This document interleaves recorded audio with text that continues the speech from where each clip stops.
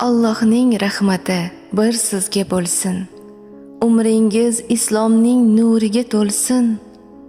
Shukr kim yetkazdi ulug' kunlarga. Ushbu hayit ayyomi muborak bo'lsin. Assalomu alaykum va rahmatullohi va barakatuh.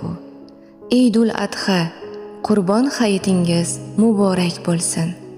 Sizni va barcha oila a'zolaringizni Qurbon hayiti bayrami bilan muborakbod etaman.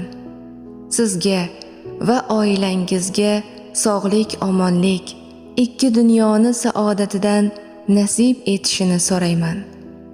Avvalo, ona yurtimiz tinch, osmonimiz doimo shunday musaffo bo'lsin. Bayramni oila a'zolaringiz bilan shodlik, xursandchilikda xayrli o'tkazishingizni